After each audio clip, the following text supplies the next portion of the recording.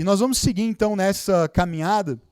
Na semana passada o nosso foco foi a morte de Jesus e essa morte que nós precisamos passar também, pela qual nós precisamos passar com ele. Nós olhamos para aquela cena da crucificação em que dois ladrões, dois criminosos são crucificados também com Jesus, um à direita e um à esquerda. E hoje nós vamos falar sobre ressurreição, obviamente, porque é domingo de ressurreição. E eu escolhi uma das cenas que compõem a narrativa ali dos evangelhos da ressurreição de Jesus, que está lá em Lucas, no capítulo 24. Você pode abrir a sua Bíblia ou acompanhar aqui a TV. Lucas 24, a partir do verso 13. A gente vai ler até o verso 32. Diz assim a palavra de Deus. Naquele mesmo dia, dois deles, e aí, só para situar, aquele dia é o dia da ressurreição, é o domingo em que Jesus ressuscitou, ok? Naquele mesmo dia, dois deles estavam indo para um povoado chamado Emaús, a 11 quilômetros de Jerusalém. No caminho, conversavam a respeito de tudo o que havia acontecido. E enquanto conversavam e discutiam, o próprio Jesus se aproximou e começou a caminhar com eles, mas os olhos deles foram impedidos de reconhecê-lo. Ele lhes perguntou, sobre o que vocês estão discutindo enquanto caminham? E eles pararam com os rostos entristecidos. Um deles, chamado Cleopas, perguntou-lhe, você é o único visitante em Jerusalém que não sabe das coisas que ali aconteceram nesses dias? Que coisas? Perguntou ele. O que aconteceu com Jesus de Nazaré, responderam eles.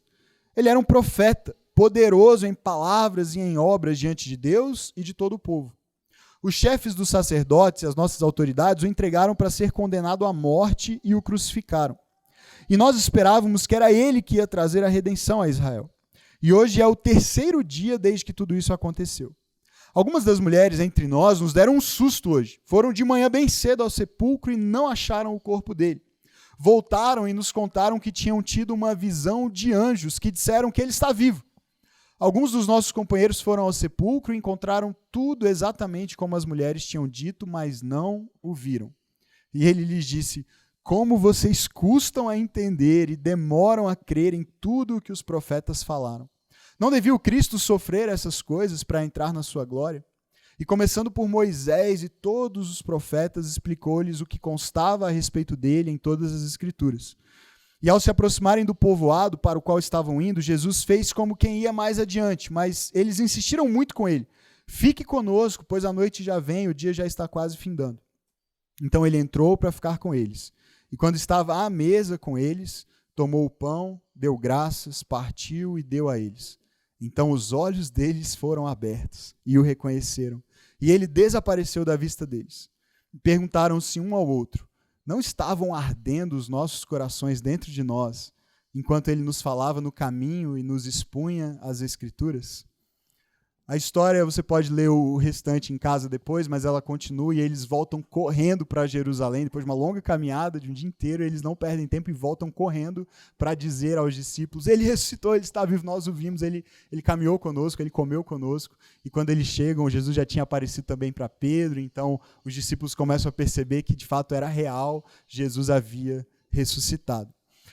Na sexta-feira foi sexta-feira santa, sexta-feira da paixão, então a gente já estava nesse clima lá em casa, preparando o fim de semana, preparando o domingo, e queríamos contar para os meninos a história da Páscoa. Mas, gente, falar com criança é um negócio difícil, né? Explicar as histórias para as crianças, ainda mais, eu descobri que eu não sirvo para ser pastor de criança mesmo, porque eu não tenho a capacidade de me comunicar direito com eles.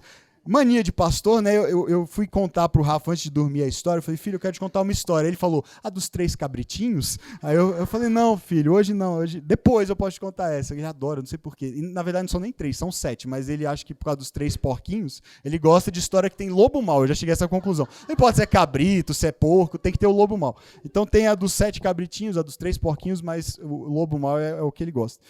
E aí eu falei, filho, depois eu te conto a dos cabritinhos, mas primeiro eu quero te contar uma história sobre Jesus. E ele, por quê? E aí eu falei, porque, filho, hoje é Páscoa, essa sexta-feira, é o dia em que Jesus foi crucificado e morreu, e eu queria te contar essa história. Eu comecei a contar a história, eu vi que eu estava complicando demais, estava muito sofisticado, e aí eu resumi falando assim, filho, ele morreu na cruz para nos dar salvação. Resumo da história. E aí ele virou para mim e falou assim, papai, o que é salvação? Eu falei, agora terminou de complicar, né? Já não estava fácil. E aí eu me enrolei tentando explicar e falei do sangue de Jesus que foi derramado para nos perdoar. E eu acho que ele não entendeu nada. Eu falei, filho, e aí a gente pode ser salvo e tal. E aí quando terminei de explicar tudo, aí ele falou, entendi. Agora me conta dos 3 cabritinhos. Vamos ao que interessa mesmo, né? Aí eu dormi semi-frustrado, porque o entendi dele não me convenceu muito.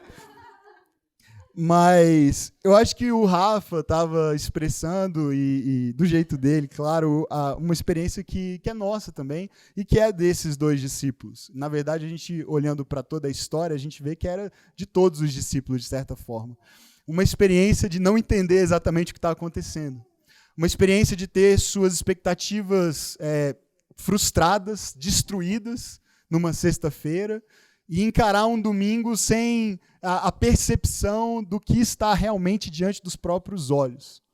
Jesus se apresenta diante desses 2 discípulos que estão a caminho de Emaús, um vilarejo próximo de Jerusalém, e ele começa a caminhar com eles e a conversar com eles, como a história conta, e eles não se dão conta de que é Jesus que está diante deles. Aparentemente, demorou um pouco para que a alegria da ressurreição tomasse conta do coração dos discípulos. Era muito difícil, por alguma razão, acreditar que aquele mesmo homem que eles haviam visto 3 dias antes ser torturado, ser despido, ser humilhado, ser zombado e crucificado e morto e sepultado, estivesse agora vivo novamente. E é fácil, talvez, criticar ou julgar esses homens pela incredulidade deles, mas pensa bem, se fôssemos nós ali, se você tivesse visto fazerem tudo o que fizeram com Jesus, e agora, de repente, alguém se coloca diante de você, caminhando ao seu lado, numa estrada poeirenta, você triste, cansado, exausto, esperanças frustradas, não seria provavelmente tão fácil para nós também acreditarmos. Agora, a questão também é que, ainda hoje, parece que a dúvida toma conta nos nossos corações, sobretudo quando o sofrimento fala muito alto, como era o caso daqueles homens. Quando nós estamos sofrendo, quando nós temos as nossas expectativas frustradas, quando os nossos planos parecem não dar certo, geralmente é mais difícil acreditar. Geralmente é mais difícil ver a esperança, ainda que ela esteja bem diante de nós. Aqueles discípulos não entendiam como o seu rei, o Messias aguardado, poderia sofrer tudo aquilo que sofreu e finalmente morrer. Isso não se encaixava na ideia que eles tinham de um salvador, de um libertador para o seu povo, o povo de Israel que estava oprimido, escravizado. E Jesus, quando aparece, então, diante deles e começa uma conversa aparentemente despretensiosa, né? Ele começa uma conversa, sobre o que vocês estão conversando? Deixa eu participar dessa resenha aqui. E aí ele começa a caminhar com eles e eles ficam admirados e até tristes. O texto diz que os rostos deles ficaram entristecidos por Jesus não saber, né, aparentemente, o que tinha acontecido em Jerusalém. Eles questionam, será que você é o único que não sabe das coisas que se passaram? E Jesus ainda, né, se faz um pouquinho de desentendido. Que coisas? Do que vocês estão falando? E eles contam a história e tal. E Jesus, ao iniciar essa conversa, ele os questiona justamente nesse ponto. Por que aparentemente o sofrimento, a dor de vocês impede vocês de enxergar o que de fato aconteceu e está acontecendo bem diante de vocês? Ele faz uma pergunta, ele diz assim, não devia o Cristo sofrer estas coisas para entrar na sua glória? É interessante que o texto não diz o que impediu que os olhos deles o reconhecessem, mas a conversa de Jesus nos dá umas pistas, porque o texto diz assim, os olhos deles foram impedidos, dá uma ideia de que alguma ação, de algum poder exterior agiu sobre eles, sobre os olhos deles, para que eles não reconhecessem Jesus de imediato. O que será que pode ter sido isso? E no caminhar, o que Jesus diz para eles é assim, como vocês custam a entender e como demoram a crer em tudo o que os profetas falaram. Veja que Jesus chama a atenção deles por 2 razões. Primeiro, por uma demora para entender e segundo, por uma demora a crer. Então, a ignorância acerca da palavra e das promessas da palavra era uma das razões apontadas por Jesus para a dificuldade deles de o reconhecerem, de acreditarem que poderia ser de fato Jesus aquele que estava diante deles. A ignorância acerca do que as promessas da palavra de Deus do Antigo Testamento diziam, de que haveria sim um Messias, haveria sim um Salvador, haveria sim um rei que viria libertar Israel da opressão e da escravidão, mas a maneira como esse rei, esse Messias faria isso seria por meio da dor e do sofrimento e da cruz. Eles esperavam um outro Messias e Jesus critica a ignorância deles em primeiro lugar. Mas Jesus critica não somente a ignorância deles, ao que as Escrituras diziam, mas a incredulidade. Porque ele também diz, vocês demoram muito a crer, a confiar nas promessas, a confiar naquilo que a palavra havia dito já que aconteceria. E nós, da mesma maneira, muitas vezes temos a dificuldade de enxergar a esperança quando estamos em meio ao sofrimento, mesmo que a esperança esteja bem diante dos nossos olhos, também por essas duas razões. Muitas vezes por uma ignorância acerca da vida que Deus disse que nós enfrentaríamos aqui nesse mundo, e em muitas outras ocasiões a incredulidade mesmo do nosso coração, a dureza do nosso coração, a dificuldade de olharmos para além da dor, para além do sofrimento, para além das circunstâncias que se apresentam diante de nós, e muitas vezes embaçam a nossa visão e a nossa percepção de uma esperança vindoura. E foi exatamente isso que aconteceu também com os religiosos do tempo de Jesus, com os fariseus. Eles eram os que mais conheciam a lei. Então o problema deles não era tanto a ignorância. Eles tinham conhecimento, um conhecimento pelo menos da letra fria. Acontece que o coração deles se endureceu, tamanho o legalismo, tamanho a religiosidade com a qual eles viviam, e aí eles foram impedidos também de reconhecer Jesus, mesmo Jesus se revelando como aquele que as Escrituras já anunciavam. E lá em João, no capítulo 5, versos 39 e 40, Jesus critica os religiosos do seu tempo por causa disso. Ele diz assim, olha, vocês estudam cuidadosamente as Escrituras, porque pensam que nelas vocês têm a vida eterna. E são as Escrituras que testemunham a meu respeito. Contudo, vocês não querem vir a mim para terem vida. Perceba a incoerência. As Escrituras, já desde Moisés, desde o Antigo Testamento, e Jesus apresenta isso para esses discípulos na caminhada, começando por Moisés, passando pelos profetas, ele mostra como tudo era sobre ele, era a respeito dele, mas essas Escrituras que apontavam para a vinda desse Messias, para a vinda desse Salvador, eram muito, muito conhecidas e estudadas por esses mestres da lei, pelos religiosos, mas Jesus diz, vocês olham para tudo isso, mas quando aquele a respeito de quem essas mesmas Escrituras falavam, está diante de vocês, vocês não querem vir a mim, não querem vir a Ele, não querem se entregar, e vocês acham que no texto vocês terão vida, mas o que traz vida ao texto sou eu. O autor da vida sou eu, o autor da palavra, a própria palavra encarnada sou eu. E então vocês devem vir a mim se querem ter vida.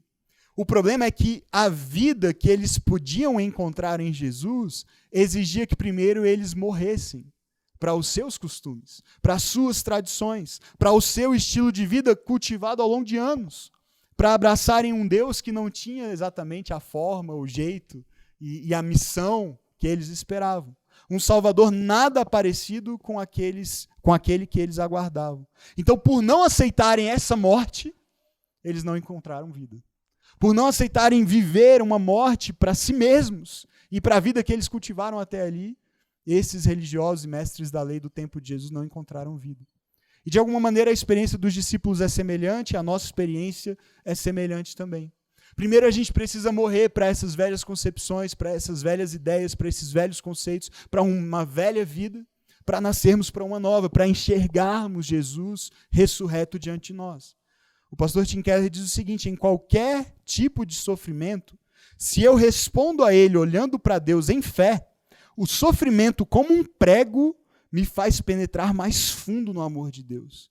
E aí ele termina dizendo assim, que é o que o câncer fez por mim. Veja bem, isso foi uma entrevista que ele deu, que saiu no New York Times semana passada. Ele é um pastor muito conhecido nos Estados Unidos, em Nova York, e ele vem lutando contra um câncer nos últimos anos. E muitas pessoas têm orado por ele, um homem de Deus, autor de vários livros maravilhosos. Mas na entrevista, falando a respeito da sua experiência com o câncer e o que o câncer tem feito nele e na fé dele, ele disse isso. Ele disse, se eu encaro o sofrimento colocando meus olhos em Jesus, se eu não permito que o sofrimento, em outras palavras, embace a minha visão de Jesus bem diante de mim, mas eu permito que na dor, no sofrimento, ele se revele ainda mais claramente a mim. Então o que o sofrimento faz é como um prego, ele me faz penetrar mais fundo no amor de Deus. O sofrimento não me afasta do amor de Deus, o sofrimento me leva para mais perto dele. Me faz experimentar num nível de profundidade maior e que eu não conhecia ainda. E ele consegue ter esse olhar, passando por uma experiência de um câncer. Ele diz, o que o câncer fez por mim foi o efeito desse prego, martelando. Dói, é difícil, penetra com dor e sofrimento, mas me leva mais fundo no amor de Deus. Santo Agostinho disse o seguinte, Deus tem um filho que nunca pecou, mas nenhum que nunca sofreu. Deus tem um filho, Jesus Cristo, que veio ao mundo e não pecou, nunca pecou. mas nenhum filho que nunca sofreu. Todos os filhos de Deus sofrem. O sofrimento não é o diferencial entre aqueles que creem em Deus e aqueles que não creem em Deus. Porque o sofrimento é uma experiência comum a todos, debaixo do sol. Viver neste mundo é viver, como o Vinícius falou aqui mais cedo, enquanto orava por nós, viver aflições. Jesus avisou isso. Quando nós sofremos, não faz sentido nos frustrarmos com Deus como se Ele tivesse prometido o contrário.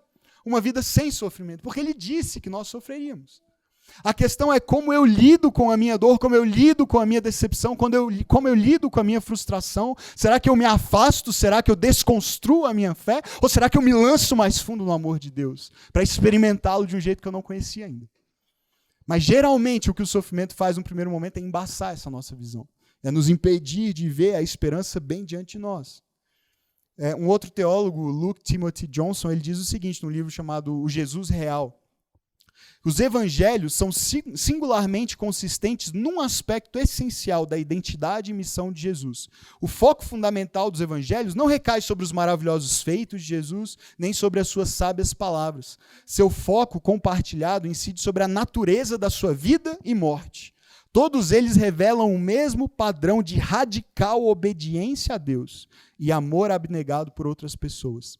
Todos os 4 evangelhos também concordam que o discipulado deve seguir o mesmo padrão messiânico. Guarde essa expressão, esse padrão messiânico. Eles não enfatizam a realização de certos feitos ou o aprendizado de certas doutrinas. Insistem em uma vida condizente com o mesmo padrão de vida e morte mostrado por Jesus. Em resumo, o que ele está dizendo é o seguinte, olha, você lê os evangelhos ali, os registros, os relatos da vida de Jesus, Mateus, Marcos, Lucas e João, você vai ver milagres, você vai ver ensinos maravilhosos, e tudo isso tem um valor enorme para nós, como discípulos. Mas a essência dos evangelhos, a essência daquilo que eles comunicam a respeito de Jesus, é um padrão, o padrão do Messias, o padrão do Salvador. Qual é esse padrão? Um padrão de vida e morte. É um chamado para nós, para que se nós quisermos viver com Ele, nós entendamos que também precisaremos com Ele passar pela morte. Precisaremos passar pela cruz. Precisaremos morrer para nós mesmos para então vivermos com Ele, por Ele, para Ele. E então, se um discípulo, se um seguidor de Jesus quer a glória do Salvador, quer desfrutar das bênçãos, daquilo que Ele conquistou na cruz e com a sua ressurreição, ele precisa entender que assim como o Messias, para entrar na glória é preciso passar pelo sofrimento. A pergunta de Jesus para aqueles 2 discípulos foi essa: não deveria o Cristo passar por esse sofrimento, por estas coisas, para então entrar na sua glória? E a pergunta que eu faço para nós essa manhã é: não deveríamos nós, os discípulos desse Messias, não deveríamos nós, os seguidores desse Senhor e Salvador, desse Mestre, passar também por sofrimento se queremos entrar com Ele na sua glória?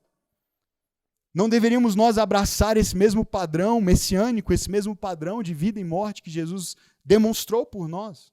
Então, tal como o mestre, o caminho do discípulo em direção à glória passa pelo sofrimento. Percebe? Nós estamos falando nessa série sobre a prática do caminho de Jesus. E qual é o caminho de Jesus? É um caminho de glória, sem dúvida. É um caminho de vida, e vida abundante, e vida eterna. Mas essa estrada para chegar nesse destino, para chegar nesse alvo de glória e de vida, passa pelo sofrimento.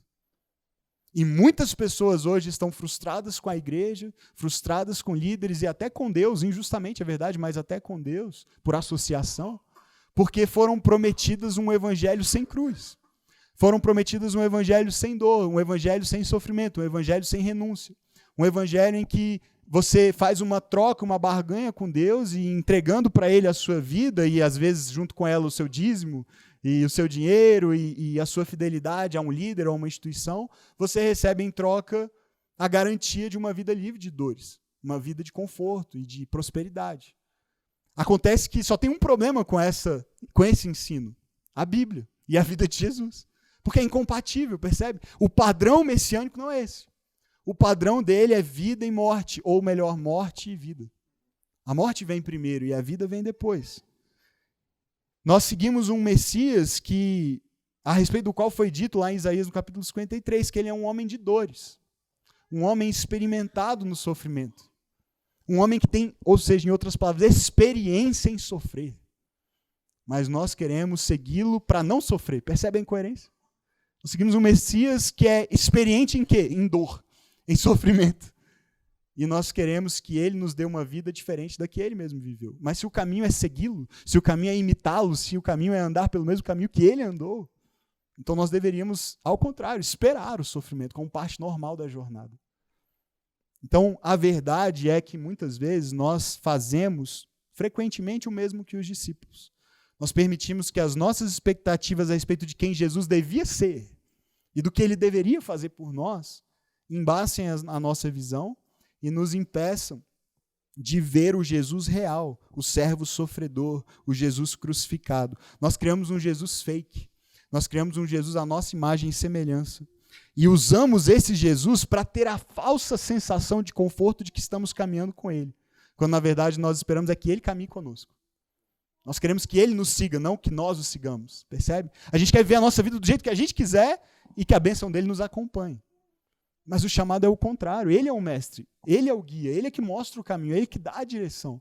E nós só seguimos. Então essa inversão precisa acontecer se nós queremos praticar o caminho de Jesus, que é o caminho da cruz. E abrir mão, então, desse caminho que nós tentamos construir significa viver pelo caminho que ele abriu, de fato. Há um caminho só, e Jesus abriu esse caminho com a sua morte e com a sua ressurreição. Lá em João, no capítulo 14, verso 6, um dos textos mais conhecidos da Bíblia, Jesus disse: eu sou o caminho, a verdade e a vida. E ninguém vem ao Pai senão por mim. E ele explica melhor, na verdade não ele, mas o autor de Hebreus explica melhor que caminho é esse que Jesus abriu com a sua morte e a sua ressurreição, lá em Hebreus 10, a partir do verso 19. Diz assim: portanto, irmãos, temos plena confiança para entrar no Santo dos Santos pelo sangue de Jesus, por um novo e vivo caminho que ele nos abriu por meio do véu, isto é, do seu corpo. Aqui bem rápido para explicar, mas no templo havia um espaço que era o espaço mais sagrado do templo de Jerusalém, chamado Santo dos Santos. E esse espaço era guardado, protegido por um grande véu, que, diz o texto dos evangelhos, se rasgou de cima a baixo quando Jesus morreu na cruz. E esse véu simbolizava uma separação, a impossibilidade de que nós, pessoas comuns, acessássemos a presença de Deus por conta dos nossos pecados. Então só quem entrava lá era o sumo sacerdote, e só uma vez por ano, fazendo sacrifícios de expiação dos pecados dos seus próprios e do povo inteiro. E então ele podia entrar naquele lugar para representar o povo diante de Deus e Deus diante do povo ao retornar. Mas o texto lá dos evangelhos vai dizer que Jesus rasgou esse véu, a morte dele fez esse véu se romper porque o caminho se abriu. E é disso que o autor de Hebreus está dizendo: agora nós temos plena confiança para entrar na presença de Deus, porque o sangue de Jesus abriu esse caminho para nós. Então ele segue dizendo: temos, pois, um grande sacerdote sobre a casa de Deus, não mais aquele sacerdote humano que também pecava e precisava fazer sacrifício pelos seus próprios pecados, mas Jesus Cristo, o verdadeiro e perfeito sumo sacerdote. Sendo assim, aproximemo-nos de Deus com um coração sincero, com plena convicção de fé, tendo os corações aspergidos para nos purificar de uma consciência culpada, tendo os nossos corpos lavados com água pura, apeguemo-nos com firmeza à esperança que professamos, pois aquele que prometeu é fiel, e consideremo-nos uns aos outros para incentivar-nos ao amor e às boas obras. Então veja, o que o autor de Hebreus está dizendo é que agora nós, filhos de Deus, lavados, purificados com esse sangue derramado na cruz, temos esse acesso, temos essa liberdade de entrar na presença de Deus e viver nela. Não acessá-la de vez em quando, não ir lá quando temos um pedido, quando temos um problema para ir resolver, ou quando tudo está bem e oferecemos um sacrifício de louvor, não, mas de vivermos, de habitarmos nessa presença constantemente. E podemos desfrutar disso, e aí quando nós começamos a desfrutar disso, ele nos encoraja a expressar isso na relação de uns para com os outros. Ele diz assim: olha, apegue-se a essa esperança que você professa, viva com base nessa esperança. E como é que você vai conseguir se manter firme a essa esperança? Incentivando uns aos outros ao amor e às boas obras. Então, o caminho de Jesus, esse caminho que é um caminho de cruz, esse caminho que é um caminho de morte, esse caminho que é um caminho de renúncia ao eu e à velha vida que eu vivi até aqui, ele só pode ser vivido se nós vivermos juntos. Na essência é isso que o autor de Hebreus está dizendo: vocês precisam estar juntos, reunidos, incentivando uns aos outros ao amor, às boas obras, porque assim vocês vão experimentar dessa presença a qual agora vocês têm acesso muito mais plenamente. Porque haverá lutas, Porque haverá desafios, haverá sofrimento, haverá dor. E quando nós estamos sozinhos é difícil. É muito mais difícil, nós sofremos muito mais e falta o ânimo, falta a esperança, falta o encorajamento que só é encontrado em comunidade. Então ele nos chama a incentivarmos uns aos outros no amor, nas boas obras. A prática do caminho de Jesus, desse caminho que é um caminho de cruz, só pode acontecer na comunidade. Nesse incentivo mútuo, que é a prática do novo e vivo caminho que ele abriu. É um caminho árduo demais para passarmos por ele sozinhos. E aí vem o ápice para mim daquela história que nós lemos. Da história desses 2 discípulos no caminho de Emaús. Porque eles não enxergam quem é Jesus e caminham com ele, conversam com ele, ele expõe as escrituras, ele mostra que o Cristo deveria sim sofrer antes de entrar no seu reino, na sua glória. Mas quando chega o fim do dia, ele parece querer seguir viagem, mas os discípulos vão parar para passar a noite e o convidam. Fica com a gente, já está escurecendo. E Jesus aceita o convite. E eles se sentam à mesa. E o texto diz que no partir do pão, quando Jesus toma o pão e dá graças e parte, os olhos deles foram abertos. Perceba que a beleza desse momento está justamente nisso, de que à mesa, no partir do pão, no relacionamento, na intimidade, na amizade, na comunhão, é nesse momento que Jesus é percebido. É nesse momento que os discípulos o enxergam e o reconhecem. O Celso Portiolli está lá, ó, na televisão. Você desliga aí, Genésio, por favor. Está passando um programa ali, eu estou olhando e falei, gente, ainda bem que estava no mudo, né, pelo menos. Acontece de tudo aqui, gente. De tudo. É maravilhoso. Nunca tem tédio. Isso é fato.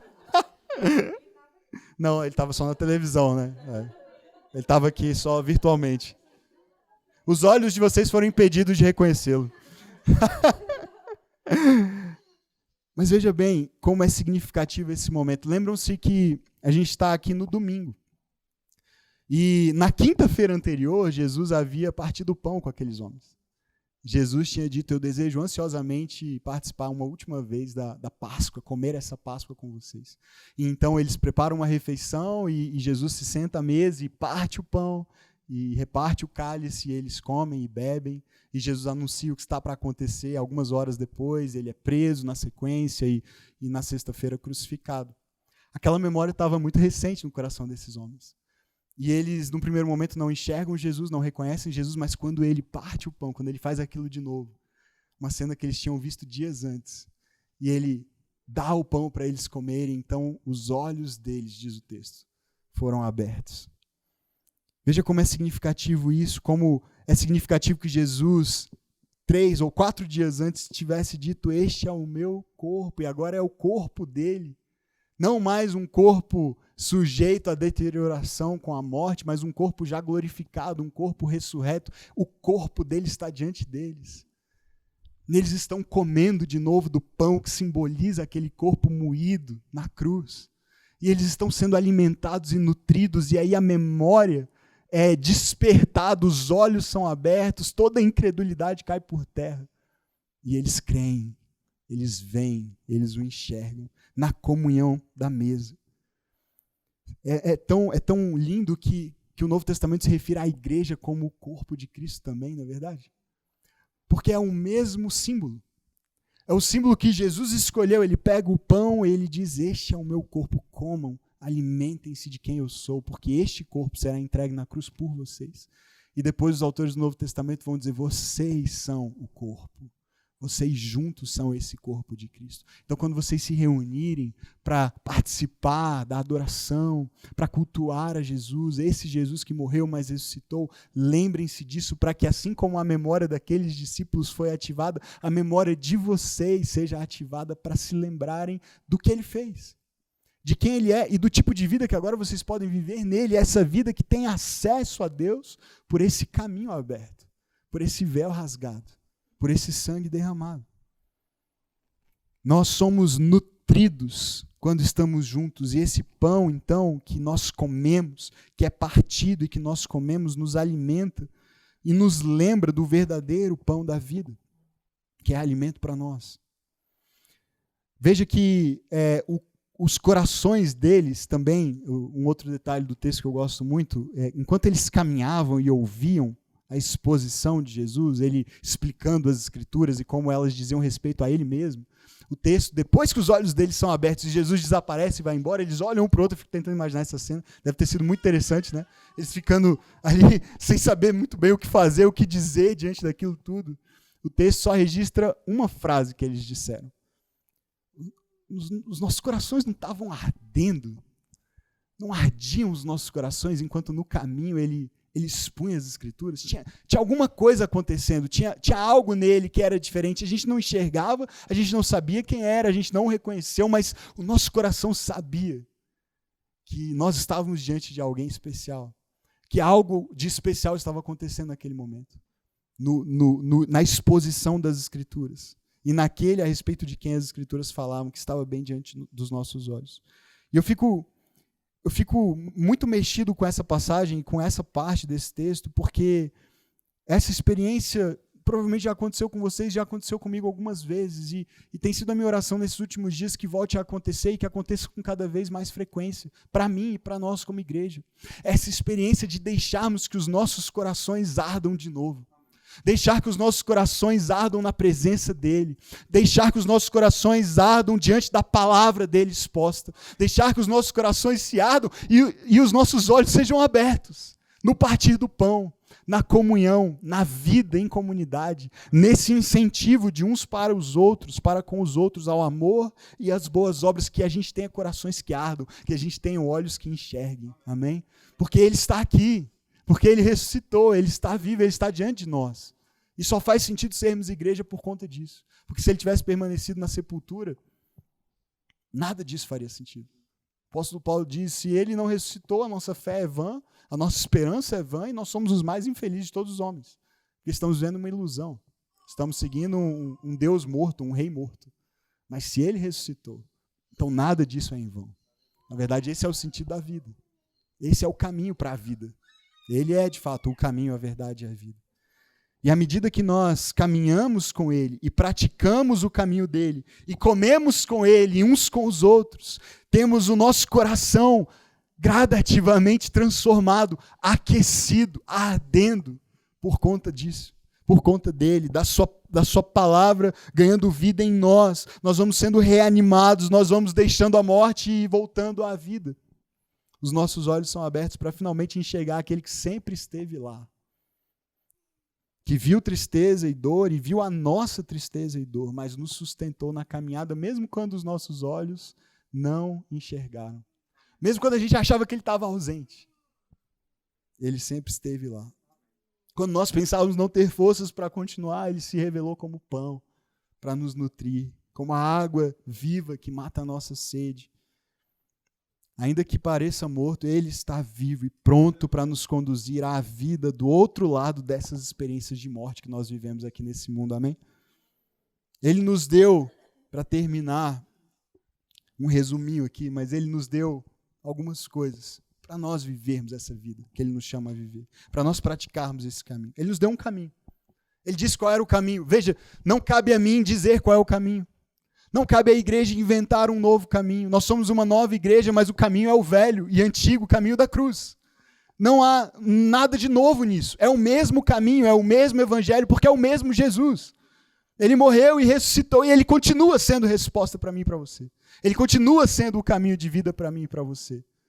Nós não temos o que inventar, não existem atalhos, não existem caminhos alternativos, não é como no Waze, né, que você bota lá a rota e ele fala, é melhor pegar um desvio, porque está muito trânsito aqui, então você vai por esse outro caminho, você vai chegar mais rápido. Não tem atalho, não tem outro caminho, rota alternativa, é só Jesus, é só pela cruz. Ele nos deu um caminho, e é um caminho vivo, e é um caminho novo, mas é o velho caminho, mas é um caminho que Ele abriu. É um caminho de acesso a Deus, é caminho de salvação, é caminho de perdão dos pecados, é caminho de transformação, é caminho de vida e paz e alegria no Espírito. Ele nos deu um caminho e nos chama para trilhar esse caminho. Ele nos deu também uns aos outros. Ele nos deu como presente uns para os outros. Ele nos fez corpo, Ele nos fez família. Ninguém que anda com Jesus deve andar só. Primeiro porque Ele é a companhia sempre presente, mas também porque nós somos uma família espiritual. Nós queremos isso e ansiamos por isso como igreja, construir um lugar em que as pessoas encontrem esse pertencimento a uma família. As pessoas hoje vivem tão sós e essa solidão causa tantos males, tanta dor, tanta tristeza, depressão, perda de sentido e de propósito. Mas na família de Deus ninguém precisa viver assim. Nós não somos chamados para viver assim, e o texto lá de Hebreus diz isso: incentivemo-nos uns aos outros, ao amor, às boas obras, vivam juntos. É no partir do pão que os nossos olhos o veem. Então nós precisamos partir o pão juntos, nós precisamos comer juntos, tomar café juntos, nós precisamos caminhar juntos, porque, de novo, é um caminho de cruz. Mas quando nós carregamos os fardos pesados uns dos outros, esse caminho se torna mais leve e mais prazeroso. Ele nos deu uns aos outros. Ele nos deu também uma palavra que deve fazer o nosso coração arder. Sabe, meu convite para você é você mergulhar na palavra de Deus, é ter um estilo de vida em que a palavra seja de fato o seu alimento. É você abrir a Bíblia, e talvez alguns não tenham tanta familiaridade com ela, é para isso que nós estamos aqui como igreja, para te ajudar, para te ensinar, para te dar recursos, ferramentas, e estamos planejando muito isso, como nós vamos ajudar as pessoas a entenderem melhor a Bíblia, ensinar a ler a Bíblia por conta própria, para que possam ter, durante a semana, os seus momentos com Deus, com a palavra de Deus. Mas mesmo que você não entenda muito, abra lá os evangelhos, leia as histórias de Jesus, leia os salmos, leia os textos da palavra de Deus, e você vai ver, eu te garanto, você vai ver como aos poucos as coisas vão começar a fazer sentido, e como o Espírito vai te iluminar, e como você vai sentir o seu coração arder. Nem sempre é assim, tem dias em que parece que a gente não entende nada, parece que Deus não falou, parece que aquilo não foi para a gente, dias difíceis, dias rotineiros, mas aos poucos e com essa exposição constante do nosso coração à palavra de Deus, você vai ver como o seu coração começa a arder, e você começa a enxergar a verdade de quem Jesus é a partir da palavra dele. Ele nos deu uma palavra para fazer o nosso coração arder, de amor por ele mesmo, de amor uns pelos outros. Ele nos deu, por fim, uma mesa. Ele nos deu uma mesa. Ele nos deu um lugar para nós nos sentarmos na presença dele. Ele nos deu um lugar para nós nos sentarmos na presença uns dos outros. E ele nos deu do seu corpo e do seu sangue para serem o nosso alimento.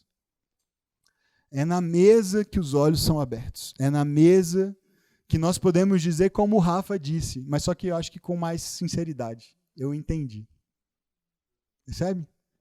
É a mesa. É quando nós nos sentamos à mesa com ele e permitimos que ele parta o pão e reparta conosco e partilhe do cálice e diga: tomem, comam, porque é o meu corpo, é o meu sangue. E quando a gente participa desse momento que nós teremos agora, a ceia do Senhor, esse momento à mesa, esse momento de comunhão, esse momento de liberdade dos filhos de Deus para estarem à mesa com o seu Pai, por meio do caminho aberto pelo Filho. Quando nós participamos disso juntos, quando nós nos alimentamos disso juntos, nós estamos sendo nutridos para o caminho. E eu queria terminar com essa ideia, sabe? A ceia é uma refeição para a viagem. A ceia é uma refeição para a viagem. A ceia não é aquele banquete assim para você comer e ficar com a barriga cheia e depois ter refluxo e não dormir direito, sabe? E ficar meio enfastiado assim, com depressão. Comi demais e tal, e a consciência pesa e tudo. A ceia é uma refeição que você embala e põe na mochila. E vai comendo no caminho. Ela é a refeição para o caminho. Ela é a refeição para a nossa peregrinação nesta vida, que é uma vida de cruz. É ou não é, gente? Parece que eu estou sendo meio depressivo hoje. Não, na verdade, essa é a nossa esperança. Porque, de novo, sofrer, todos sofreremos. O ímpio sofre, o fiel sofre, o ateu sofre, o cristão sofre, todos sofremos. A diferença não é, o seu nível de sofrimento não determina o quanto Deus te ama, se muito, se pouco, porque um sofre mais, o outro sofre menos. Temos irmãos na Ucrânia sendo bombardeados lá, será que Deus os ama menos? Se esqueceu deles? Não. Eles certamente estão vivendo experiências com Deus que nós nunca vivemos, experimentando esse amor dele como um prego penetrando ainda mais fundo nos seus corações, nas suas vidas, e sendo sustentados, crendo, como diz o autor de Hebreus, contra a esperança. sem ter razão para ter esperança, mas ainda assim tendo inexplicavelmente esperança, tendo o coração ardendo, sem nem saber direito o porquê. Dizendo, eu entendi, mas eu não sei direito explicar. Mas eu entendi. Alguma coisa aconteceu. Eu não sou mais o mesmo. O meu coração agora está ardendo. E no partir do pão os meus olhos foram abertos. E eu não sou mais o mesmo. Eu não sei muito bem quem eu era, ou nem sei direito explicar quem eu sou agora, mas eu sei que alguma coisa aconteceu. E aí a gente vai sendo alimentado e nutrido. É por isso que o apóstolo Paulo diz, sempre que vocês se reunirem, comam, bebam, façam isso até que ele venha. Vocês fazendo isso, anunciam a morte do Senhor até que ele venha. Por quê? Porque quando ele vier, aí está tudo resolvido. Aí esse caminho de cruz terá sido só um capítulo encerrado na nossa história. Um novo caminho se abrirá novamente, um caminho, agora sim, um capítulo, aliás, só de vida. Mas até que ele venha, haverá aflição, haverá dor, haverá sofrimento, haverá tribulação. Mas a gente é capaz de encarar e viver se nós formos juntos e se nós formos alimentados. E é por isso que nós precisamos dessa refeição para a viagem. Eu ganhei, gente, até uma porção especial aqui hoje, obrigado. O pãozinho foi feito em casa hoje de manhã, vocês acreditam? Olha só, seu Kleber, dona Marta, cadê a Martinha? Está lá atrás. Oi, Marta. Obrigado, viu, querida? Eles chegaram mais cedo para fazer a massa de um pão sem fermento, olha só que beleza. E eles prepararam e cortaram tudo para você receber aqui. Para a gente ter essa experiência à mesa juntos. Mas eu queria que hoje a gente vivesse essa experiência dessa maneira. Sabe, não recomendo fazer isso porque eu acho que vai sujar, mas o ideal seria a gente comer um pedaço e pôr um outro no bolso. Para levar, sabe? Porque é em memória dele, como a gente precisa se lembrar todos os dias dele, do que ele fez, de quem ele é. É como se a gente levasse esse pãozinho aqui, podia ser uma porção até maior, né? Porque para a semana toda, mas aí na segunda-feira eu tô lá, puxa, meu chefe dando trabalho, desgaste em casa com as crianças, e conta para pagar, e a conta não fecha, e aí eu como um pedacinho. E eu me lembro, ele venceu, ele ressuscitou, vai ficar tudo bem, ele me conduz, ele me sustenta. E aí eu mando uma mensagem para alguém que eu sei que está passando por uma luta, e é como se pela mensagem eu mandasse um pedacinho para ele, e encorajasse, e orasse por ele, e ele por mim. E aí na terça-feira a coisa fica feia outra vez, e eu pego mais na mochila mais um pedacinho, e eu como, e eu sou lembrado de novo, e de novo. E a gente vai vivendo assim, sabe? Partindo esse pão e distribuindo um pedacinho aqui para Ana. E aí eu dou um pedacinho para o Felipe. E a Lê, vem cá pegar um para você também. E eu acho que tem aí para distribuir. Se tiver, pode distribuir, por favor. Você vai ganhar um também, porque senão todo mundo vai ficar com o que eu peguei com a mão. É meio, né, anti-higiênico. Mas a gente vai partindo, sabe? E distribuindo. E ele vai nos alimentando. Dele mesmo. Não é de outra coisa. É dele mesmo, porque o pão é símbolo e vai dar fome de novo daqui a pouco. E se você é como eu, vai dar fome em meia hora, assim. Não vai durar muita coisa. Mas ele não. Quando o alimento é ele, quando a bebida é o sangue dele, quando o alimento é o corpo dele, então nós somos saciados de verdade. Nós temos pão vivo que desceu do céu, a água viva que mata a nossa sede, nos sustentando para a jornada. Eu quero orar com você e te convidar hoje a celebrar esse Cordeiro que foi morto, mas ressuscitou. E porque ele vive, nós também vivemos. Porque ele vive, nós também temos essa esperança viva. E a certeza de que seremos nutridos para a jornada. De que o caminho será difícil, e é mesmo. Mas você não está só. E nós não podemos fazer essa jornada desnutridos, não é verdade? Nós precisamos ser sustentados. E o que nos sustenta é o pão, é o cálice, é o corpo, é o sangue de Jesus. Vamos orar? Pode orar de olho aberto para receber o seu cálice se você não recebeu ainda. Enquanto é distribuído, nós vamos orar. Senhor, nós estamos diante dos elementos que simbolizam o teu corpo e o teu sangue que foram entregues por nós. Não há como sermos suficientemente gratos a Ti, Deus, por esse sacrifício. Mas o que nós queremos hoje, além de Te agradecer, Senhor, é humildemente Te pedir. Não deveríamos Te pedir mais nada, porque o Senhor já fez tudo, mas ainda assim temos um pedido, porque o Senhor disse que podíamos entrar, nos aproximar com confiança do Teu trono de graça, no Santo dos Santos, e é isso que fazemos nessa manhã, justamente por causa do corpo e do sangue. O nosso pedido, Senhor, é que o Senhor nos lembre, e que a gente nunca esqueça, que a gente tenha esse alimento para a viagem, para a jornada, para essa peregrinação que é tão árdua muitas vezes, nesta vida. Nós passamos por doenças, Pai, nós passamos por luto, perdas, por traumas, por feridas, por traições, por abandono, nós passamos por privação, às vezes financeira, nós nos sentimos sós, muitas vezes a nossa tristeza não pode nem ser explicada, mas ela está ali, e talvez seja a experiência de alguns hoje. Eu peço em nome de Jesus que o Senhor nos lembre da vitória do Cordeiro, nos lembre da Tua morte, da ressurreição e da tumba vazia, que a Tua palavra continue a aquecer nossos corações nos momentos de frieza espiritual. Deus, que o pão sustente o nosso corpo, Deus, que o cálice nos sacie a sede da vida muitas vezes seca, amarga que alguns enfrentam, Pai, que seja doce como esse suco de uva e mais, doce como o Teu amor, doce como a Tua própria vida derramada sobre as nossas vidas.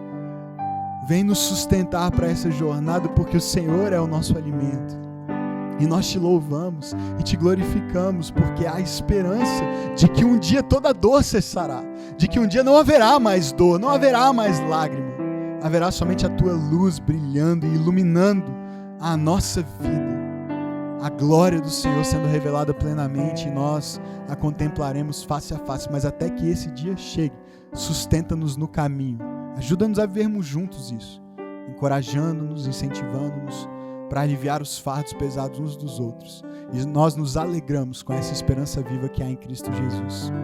Em Teu nome oramos.